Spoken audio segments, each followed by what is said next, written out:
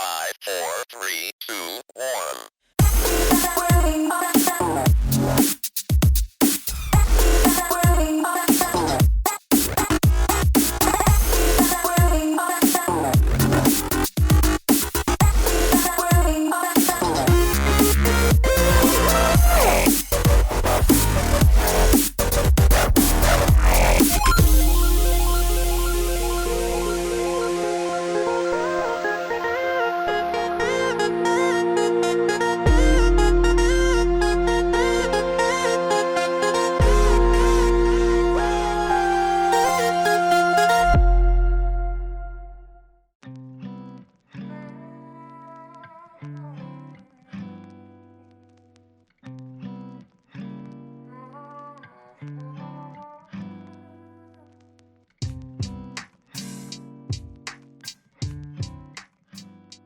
Hello everyone and welcome to this year's WinterFest and LMC's Game of the Year Awards.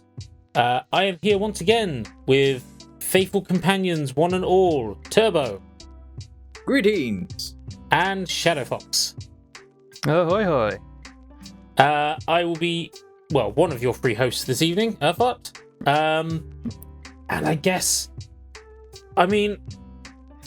we can talk about the industry, but to be fair, things haven't massively improved since last year. No, they've got the usual ups and downs. We've had games failure on launch. We've had our first quadruple A. Debatably, as it was called. Hey, their words. True. But yes, I think the big one is please give a thought to the people that have lost their jobs, and please make sure to support the developers who you do trust. Very much so. But what we're here tonight is to tell you guys the better parts of the year that we thought of, at least, in terms of the games that were released, the fruits of the effort of our devoted developers. Yes. So as per usual, our normal rules apply. We have to play the game. And no games we've worked on, though that only really applies to me. And any game can be released between December 23 and November 24. And maybe November 23, end of it, because normally we record in November. End of it. A little. Was it any time between the last recording and now? Or at least, even then, it's like Marvel Rivals, I'm assuming is not going to make it on anyone's list because that's just come out and there's not really been as of this recording it only just came out. Yes, didn't it come out in December, so it's eligible for next year's it's December 6th, so you might hear it next year. Yeah, if I ever get around to playing it. Yeah. Out of interest, how easy did you to find your list this year? I struggled. I struggled, definitely. So let's just say my top 3 are very hard to say what order they're in because they're very drastically different games. There's no comparison that you can make between them. I can't say, this one has this mechanic because that game doesn't even have that mechanic because it's an entirely different game. That's fair. Similar with my top 3. My top 3 were okay, but after that, I struggled. There just weren't that many games that really inspired me this year, so I picked the ones that I felt basically the ones that I felt surprised me the most about how good they were, or the ones that I didn't expect to enjoy as much as I did, if that makes sense. No, yeah, fair. My what's it called? The 5th and 4th are a little bit more out there. We'll definitely say, yeah, or at least ones I haven't played as much. How about you, Turbo? You said you had difficulty. Was it just figuring out which the best ones were, or just if you had 5 you would recommend? Well, the main difficulty that I had for this year was which remake / remaster / re-release I put into the list, because we have our own kind of rule on that where we can't just put in all the re-releases of whatever into our list. That's kind of cheating and whatnot, so we limit it to just one per the year. And by God, there was a lot this year. Oh God, too much. I think I could have made a top 5 list of just remakes and remasters. Yeah, from this year alone. Yeah, it's like Because there was way too much this year that was released that were either a remake, a remaster, or a re-release of collection of games or whatever. Yeah. Or all of the above. Mine. For some of them. Some people might argue I'm cheating a little bit on this one, but we did agree beforehand that, well, the same as we did in the previous year, that if it is essentially remake in name only, but is a completely different game, it's eligible. And on that note, we kind of also said if you wanted to split a game that had new and old stuff up, you could just put the new half of the game in there. Provided it had enough new, it felt to be justified, then... We'll see if it comes up on anyone's list, which... Well, here's the thing. Yeah. I think we didn't agree on that. And agree... well, we talked about it. We definitely but we didn't talked about agree on whether or not it was... if it was new enough and whatnot to be eligible and whatnot to be its own separate entity away from everything else. Because I was still under the impression that after I played anyway, I can't separate it. I can't separate whatever. Yeah, because we'll get into it when we get to it. Because I think many people who I will say it's not on my list. They kind of got an idea. It's not on my list. So general crowd might have an idea.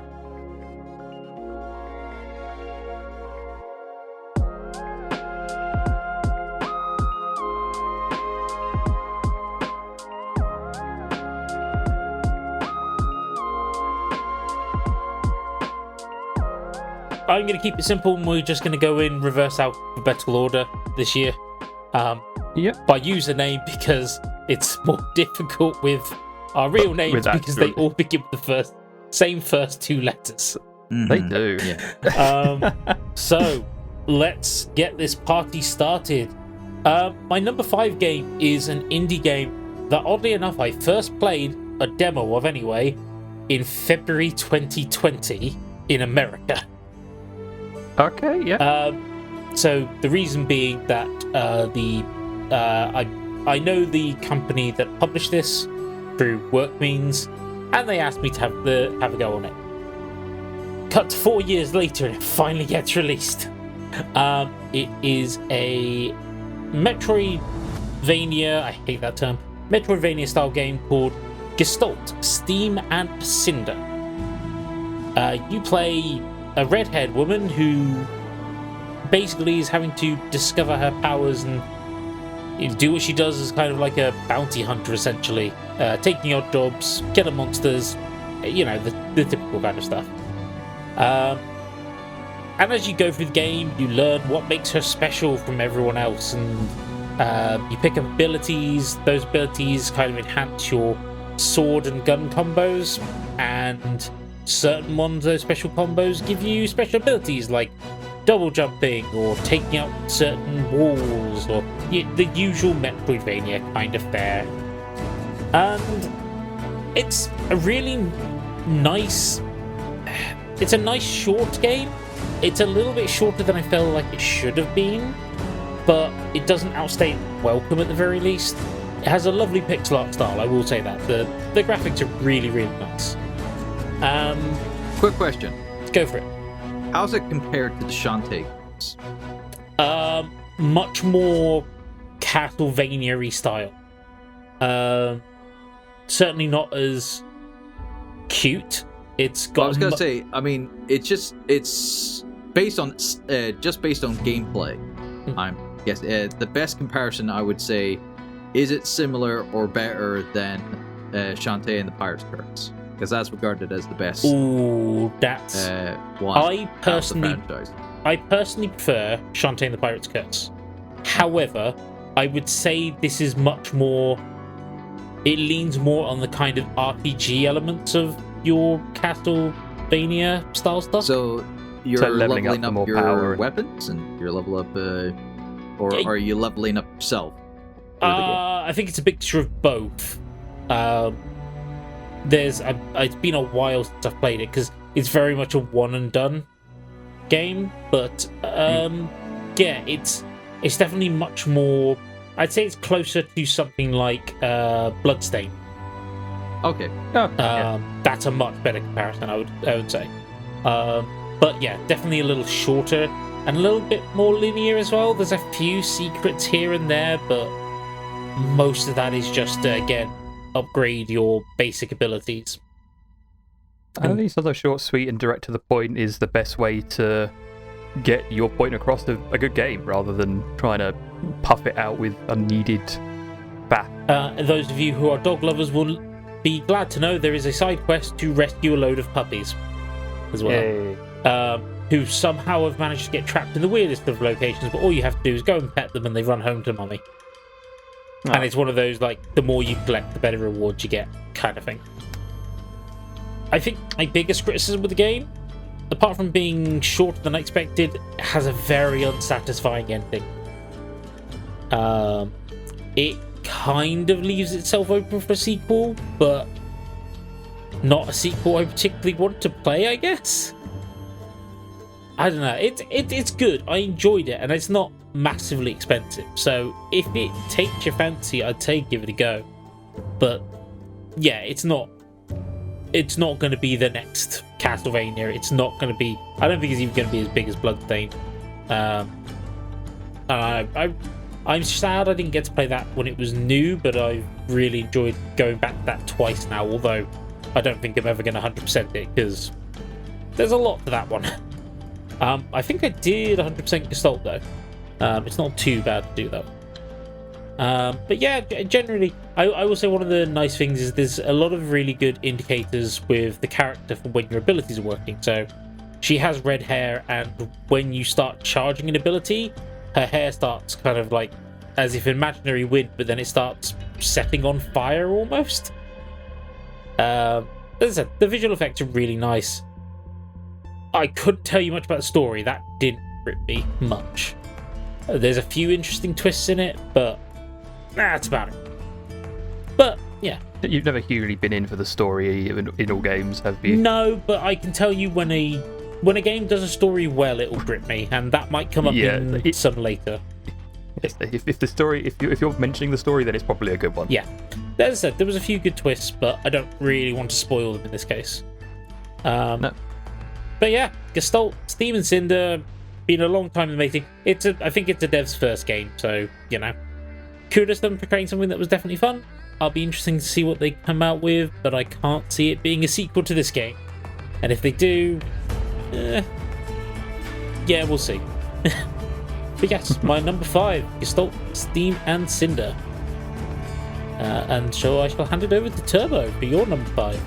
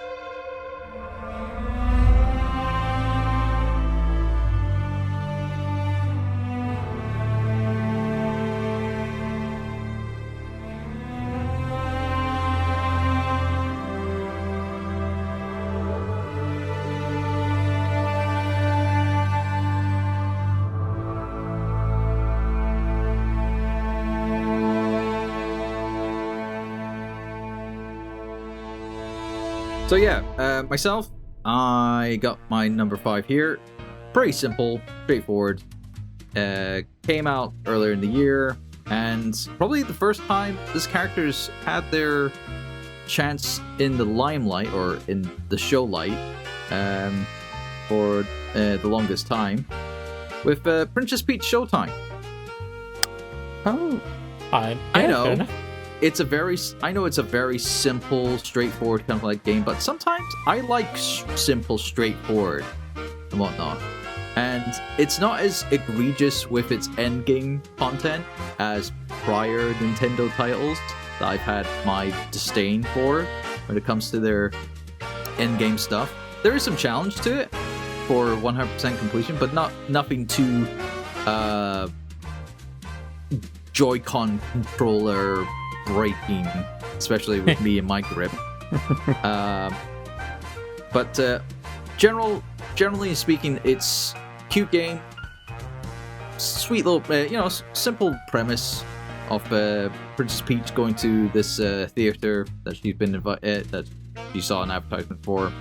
It's pretty much reflecting Luigi's stories in the Luigi Mansion game, where he's, like in the original game, he was given a flyer for a match that he supposedly won. But this time around, it's Princess Peach sees an advertisement for this theater, and she goes to it, but this time around, she just stumbles on the situation at hand. It's not like she was drawn to there by the antagonist. No, she just was, ended up being part of the. It just so happened on the same day. Yeah, and by God, it's like they definitely want for some of the end game stuff. They definitely wanted to make Princess Peach as badass as possible. With all the costume transformations for each of the kind of levels that they're associated for, where you can turn into cowgirl, cowboy, or whatever, a ninja, but some of the more questionable one is turning into a pastry chef, whatnot. Not many people like that one, but I found it okay. Yeah. I think they will come with very unique, different styles of gameplay.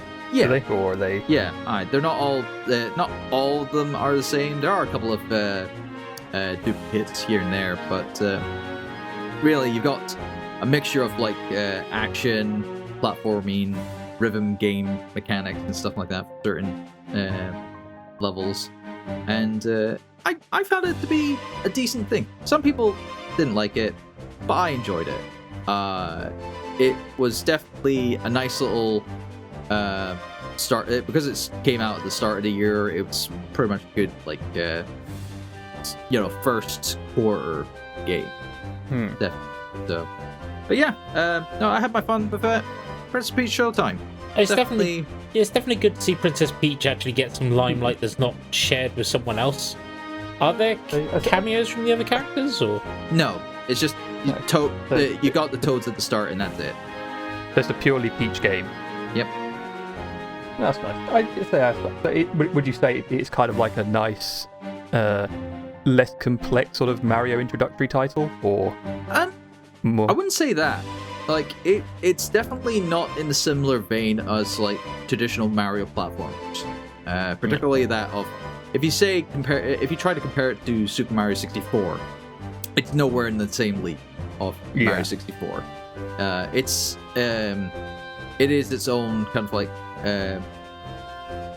thing, where it's just you've got the level, you have these different scenarios, and each have their own kind of gameplay mechanics to them, with the respective costume that is tied to it. Because it's all theater based. It's all that. That's the good aesthetic to it, is that it's mimicking the theater experience with each stage, with all the world's the stage. backdrop. Yeah, the whole all the worlds are stages and whatnot, and it's unique kind of ways of integrating what would the level be like if it was set on a stage, effectively, and I think they did a good job with it. We might end up seeing some of those costume gameplay mechanics in future Mario games, I guess, then. I mean, if they can do another Princess Peach game, sequel to kind of like, build on top of what they had for this game, that would be great. To give it a little bit more challenge for people who did play the original and master that. But I mean, I found it simple fun. Simple. Yeah. And sometimes I want simple fun when it comes to my game. Sometimes I definitely. I don't want to be ball-bustingly beaten down. No, we don't always want the challenge. No. Sometimes we just want the. There's definitely games on my list that fall into the. I just want something nice, simple, and quick to have a blast with. Yeah. I think the only thing that ever put me off this game was I felt. It's something I've mentioned to you before, is I just feel like a lot of Nintendo's games don't offer enough challenge for me to be interesting, and I felt like this might be one of them. Yeah. No, I can see it.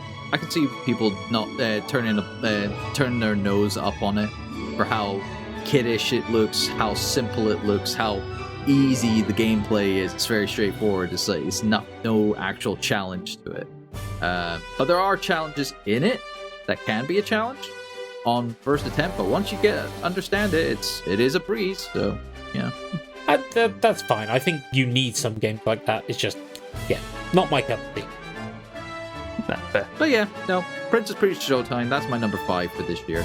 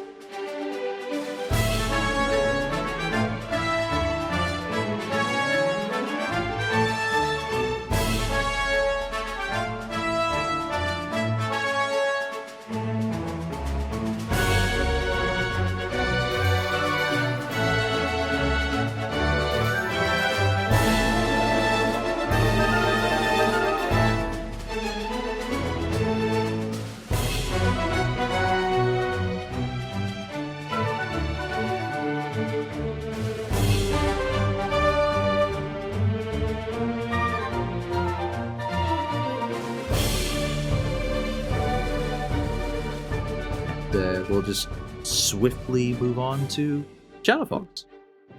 Aye, and we will keep it with the same letter at least. Another game that began with P and was also a very early one this year. So it's the game that kind of had a lot of interesting struggles, shall we say, not from the company itself, but more other companies and people around it. And that was actually Power World. Oh, because that's an interesting one. So I played this at the beginning of the year. I did it on stream on LMC actually, and of course everyone was interested in this game because it's like, haha, it's Pokemon with guns. What were people expecting? And what I wasn't expecting was it to simulate a gameplay style of a game that I have played a lot and I have a love-hate relationship with, of Ark Survival Evolved. In that, you get to go around catching these monsters, and then you get to use them in your base to help, basically build your base, and they help work around it. Like slave labor. Slave, yeah. Hey, it's only slave labor if you force them to. But it's like sort of in Ark Survival Evolved. It's like you've got some creatures that do nice things, like you've got hatchery ones which help eggs incubate faster, and you can use them to gather materials and such, but they've never really been... It's always been a poorly implemented game and poorly optimized and just terrible. And then Power World came along and it's kind of like, oh, this is how you kind of make that style of game actually good. And at the same time, you've got a bunch of cute monsters. You are parodying Pokemon, let's be real here. There is no yeah, I don't think we can second guess that one. No, absolutely not. But yeah, it's like, okay, so I get to go around. I've got these teams. I go fighting. I mean, sure, I get to club some Pokemon in some Palmons in. Yeah, I mean, let's be right. Let's just say there's a lot of Pokemon talk going on in this house right now. So it's. Sorry, I've not helped with that one. No. Yeah.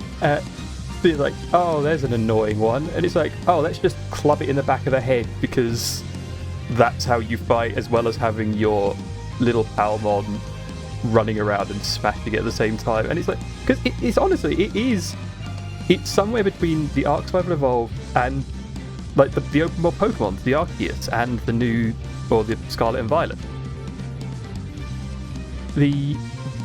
So I've tried out some of the boss battles as well, which are quite demanding, but it's that thing where you've got way more input in the world and on your character and what's going on that I've always enjoyed. I've never quite liked sitting in the back and just commanding, whereas at the same time I can draw the monsters aggro, sort of like Monster Hunter style, or even like sort of like your Dark Souls, just roll around, just try and not get hit and go in for sneak attacks every once in a while. And the fact that it has also, kind of got that bit of a goofy dark side to it. The fact that you can cat regular people and put them to work on your bases. Slave everyone. Why not? Yeah. Hey, look, they were committing crimes. They are merely doing their community service to work off their punishment. It's a just and legal system in this world that we have sort of made for ourselves. You're judge, jury, and executioner. Yeah, quite literally all those things if you so choose to be. I was gonna say, when this game comes out on consoles, the rating for this is gonna be so high based on just the content alone. It already is. It's out PlayStation. It was out. It came out on Xbox. It launched on Game Pass. I played it on Game Pass. I thought it was coming out next year, but no, I mean, I don't PlayStation at least. I think it might be. I don't know if it's technically. I looked. That's like it said early access, and I'm like, nah, shut up. You've just released a new DLC for a new island and stuff. You're not early access. This is a. It's an excuse, yeah, but I think it's an excuse for them to possibly change significant components if they are required to do so. Yeah, well, yeah, I'll say whether or not they'll have to could be an interesting talking point in another period of time.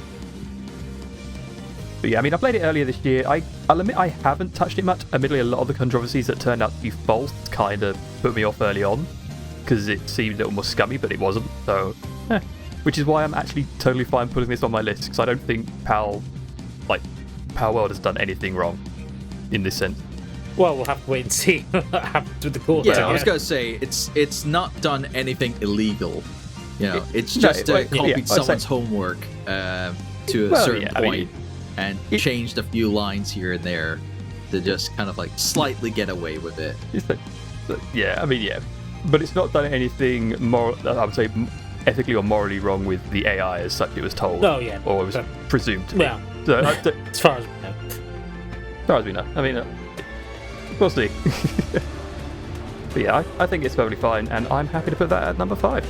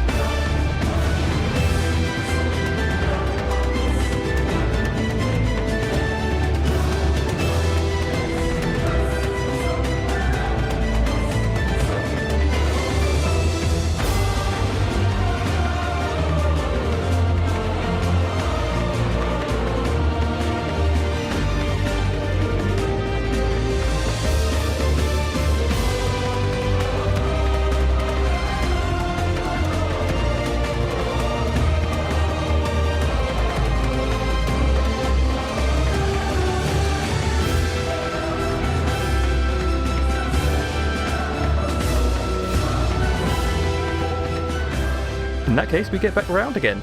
All right, already then. My number 4 is a game that technically has been in early access for a year or so, but I didn't play it until it had its full release, despite seeing videos and being slightly interested beforehand. And it is it's making a casual game more hardcore, but not by much. The game is called Peglin. So Is it anything to do with Peggle? So, it's kind of a mixture between Peggle and a turn-based dungeon crawler. So the way the game works is, essentially, you have a set of balls that you have to fire at pegs, but those balls all have, like, certain properties to them. So the first one you start off with is it's like a boulder. Everything has puns. I'm just going to tell you that now. Yeah. And it does, for each peg it hits, it does 2 damage. But if it hits a crit peg, that 2 becomes 4 for every peg it's hit on the way down. And then you throw it and you hit enemies with it. And different balls do different things. There are certain special pegs you can get. You'll always have at least 1 crit peg and 1 reload peg. The reload peg resets all the pegs on the board so that you can keep attacking, basically. And as you go through, there'll be, I think, Slay the Spire style optional routes you can go to, although you have to also pick them via the Peggle board. But as you every time you beat something, you get to choose to add a new ball, and they have so many effects. As I said, they all have ball puns, but you have ones that can hit multiple enemies. You can have ones that have special effects, such as adding slime to pegs, which will enhance them, or there's like icicle balls that pierce through enemies. Or ballisks, which, lightning balls, that kind of stuff. They all do different things. They all have different values of their like single target and crit damage. And then there's also, when you defeat bosses or open treasure chests, you get items that add more modifiers. So, for instance, you could have one that makes every 10th orb you hit a bomb. And if you hit a bomb twice, your little Peglin. I think Peglin's the name for the little goblins you play as. They'll chuck the bomb and it'll deal 50 damage to all the enemies on the screen. Or you can get ones that, like, every time you get a crit, it also reloads peg, or make the walls even bouncier, or hitting the wall counts as hitting a peg, so it increases your damage. All of these kind of things. And it's about planning your route. There are 3 levels. Each of them end in a boss. The bosses have a lot of HP, and there's a few different ones for each floor. There are also, different characters to unlock, and every time you finish it, you unlock a new difficulty level for that character, which will make things harder in general. It's very simple, but it's a nice twist on Peggle, because as nice as Peggle is, it's very basic, and it feels much like a phone game. This feels like adding a level of depth that makes you think. Well, I mean, you call Peggle a mobile phone game. It was like an Xbox Live arcade game, which kind of fits that same vibe, because from that time is what is kind of a mobile game now, more or less. True. And what was it? This is kind of like recalling me with the 3DS title of Puzzles and Dragons. Yeah. Where to sell that, they had a Mario crossover as well. So it was like Puzzles and Dragons New Super Mario Brothers edition. And they had like a double pack game for that.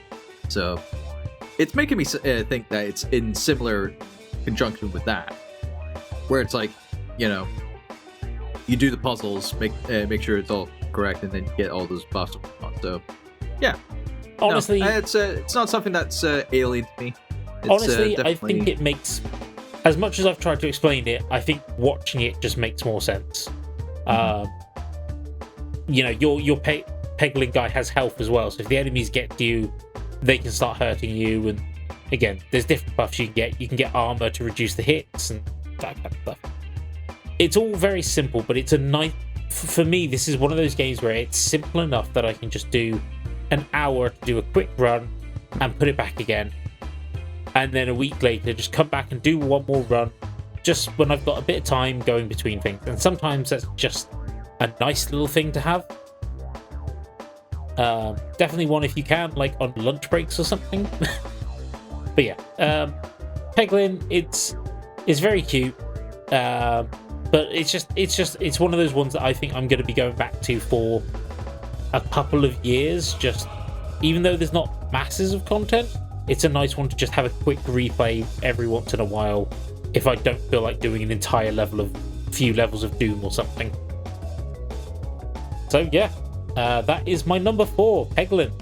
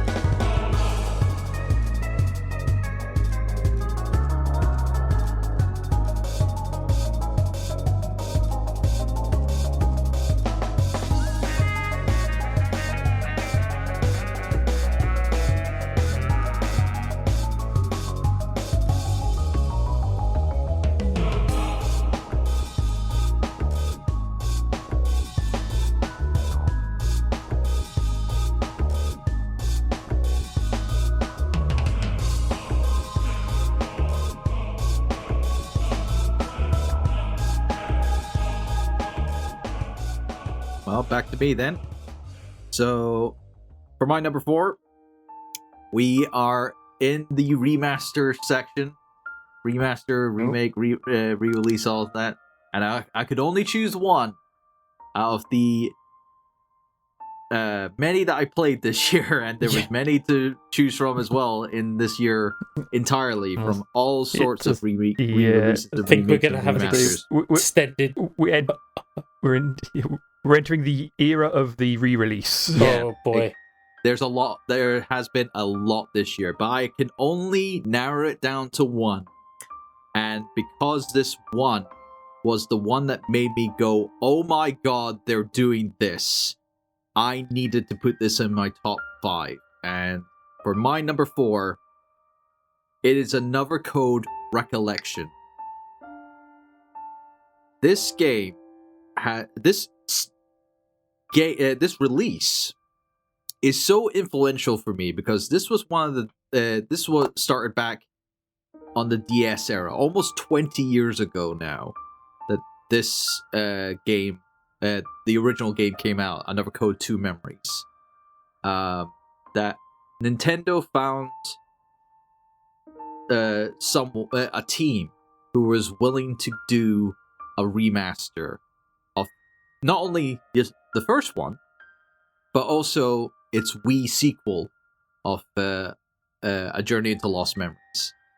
And I had no idea that this was ever gonna see the light of day.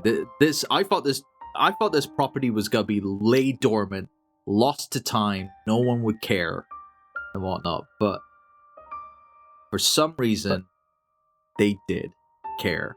Like I've never, I can't say I've ever heard of it. I have That's the played thing. the original one on the DS. I didn't play the Wii U one. That's the thing. Not many people played this. Not many people know. And when it comes to the history of the people behind the original game, Sing, most people recognize their most popular title, Hotel Dusk. And I have heard of that one. Yeah. Everyone knows about Hotel Dusk. That was the one that was more innovative with its style, its presentation, how you played the game on your DS.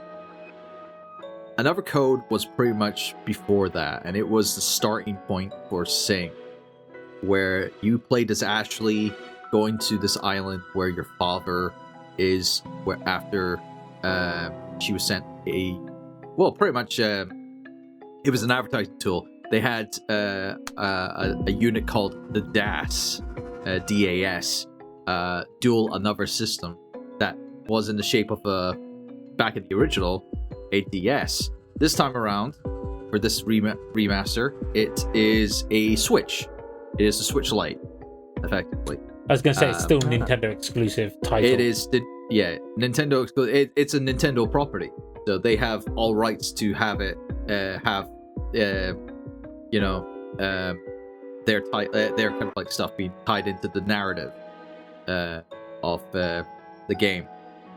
But this is obviously in a world where Nintendo doesn't exist. But the story of Ashley finding her father and then finding out the truth behind her mother's death, revolving around this scientific project called Another, has always been my adventure game, modern day adventure game ethos, effectively, where it's like you care about Ashley, you care about her kind of like journey, both as, because she, in the first game she's like a child, she's like only like 12, 13, whatnot, and then in the sequel she's aged up a bit. She's going into her teenage years, her rebellious teenage years, effectively, and her dealing with her neglected father. Even though they reunited and whatnot, he went on to do he went back into his science and whatnot, and neglected her a little bit more, which is a no-no. But it's just so good. The only downside, and this is a lot of people that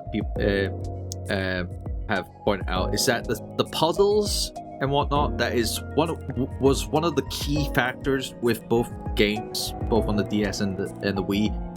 They're not as innovative or creative as what those originals were. They had been watered down a little bit. Like they're not as utilizing the mechanics of what they're playing on. So with the Switch, the most you can possibly use is obviously the Joy-Cons, but even then, they're not being used as much for puzzle solving. Yeah, because the original had like puzzles that revolved around the fact that these devices had unique properties, like being able to close the DS. Yeah, although exactly. I feel like that might have been a Zelda puzzle.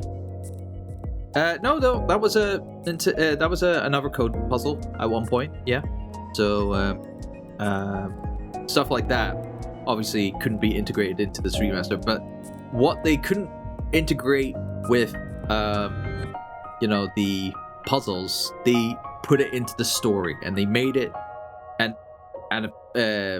to its benefit, they made it a fully voiced story.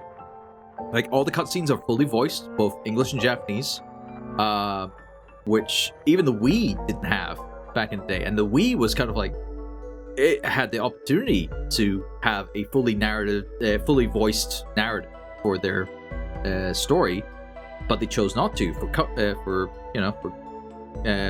production costs, I guess. Yeah, I'd assume it would be budget reasons. Yeah, but they were able to find a budget to, take the budget of, okay, we can't really make as much innovative puzzles as we could with this remaster. Let's put it into the presentation and storytelling, and let's get voice actors in to voice these characters to give them a bit more emotion for them. And I admired that. And really, if you didn't play the originals and you can't, and trying to find any of the original games is a bit difficult now because of how niche they are, and for some cases the pricing for them is a bit ridiculous. That's rare games in general. Yeah. I would definitely recommend picking up Another Code Recollection. If you like adventure games, definitely pick this up. It's quite lengthy as well. Like, if you're sitting down and you're listening to the story, reading through all the documentation and doing all the stuff, it can be a lengthy playthrough for yourself. And if you want to have just charming kind of like story to your adventure title, yeah, it's definitely Another Code Recollection. I felt it was, in my opinion, the best remake / remaster / re-release this year, in my opinion. But I am obviously biased. No, you're not wrong. I remember really enjoying the original. I don't think I even knew there was a Wii U sequel. Yeah. Well, no, a Wii sequel, not a Wii U sequel. Wii sequel, okay. Yeah. But it's still something that's, very impressive. So definitely my number 4 pick, Another Code Recollection. Go get it if you haven't done so already. Go buy it. So it's on the list. I've got a list of backlog I'll do already. Yeah, I don't know. It might make there like a decade or so. Well, for the next sequel and then a trilogy remaster. Yeah.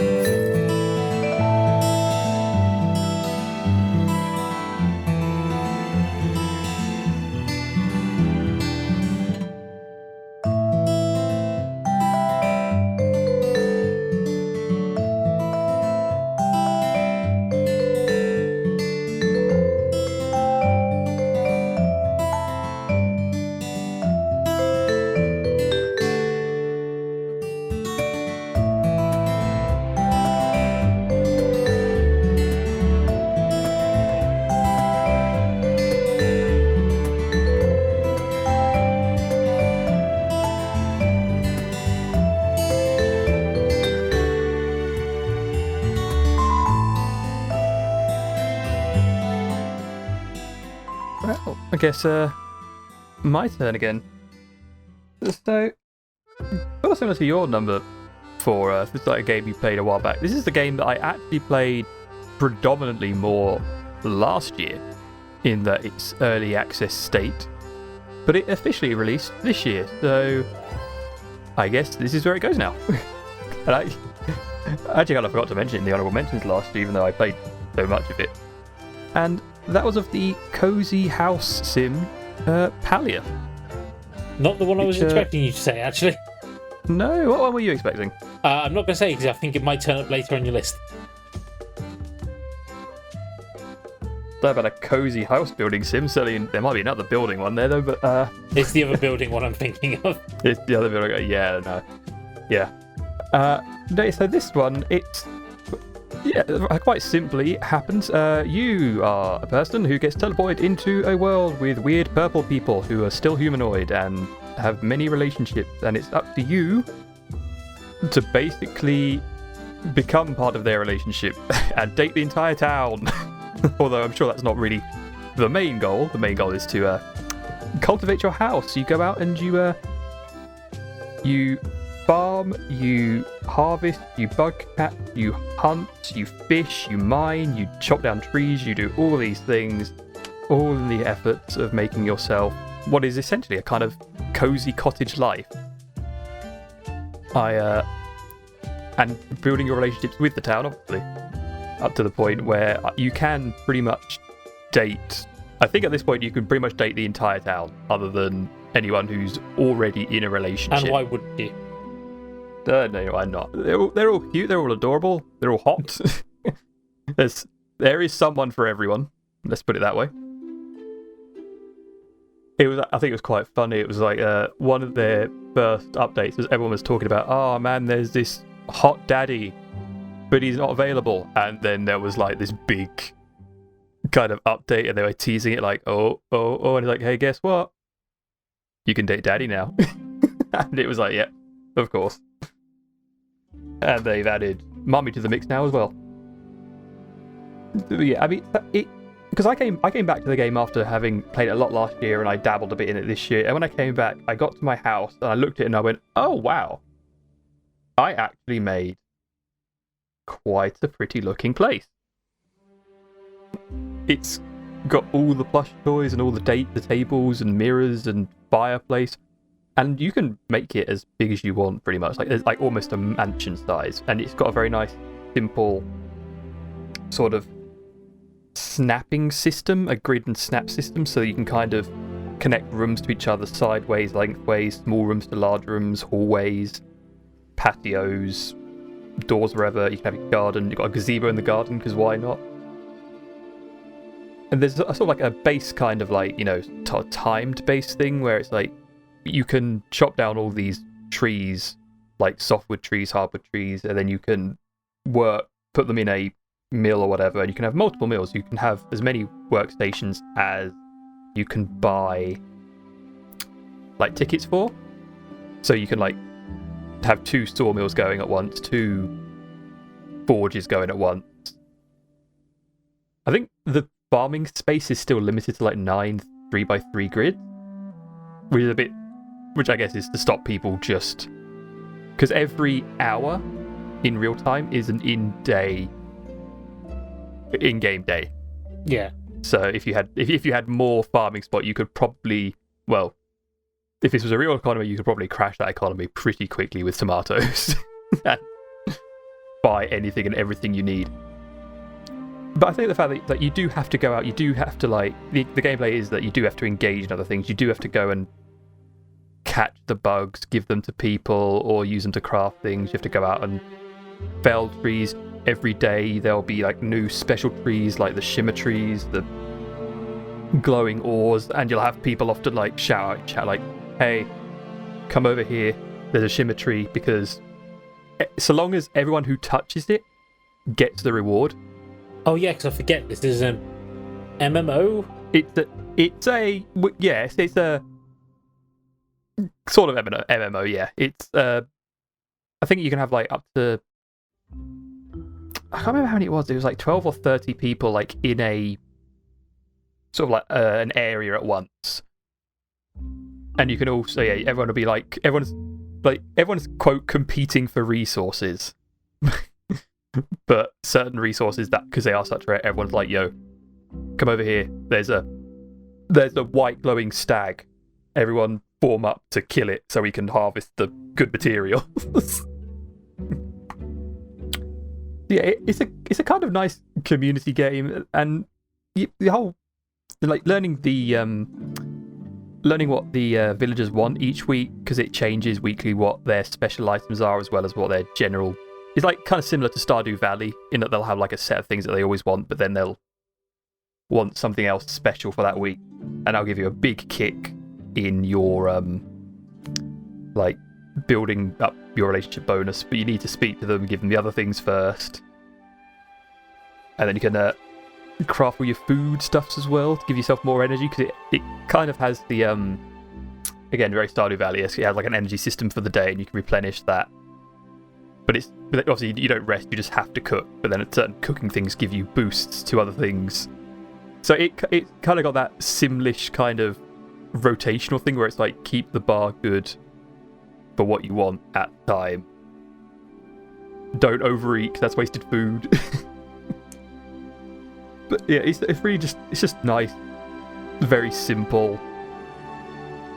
Just nice to live. Everyone wants to live that cottage life.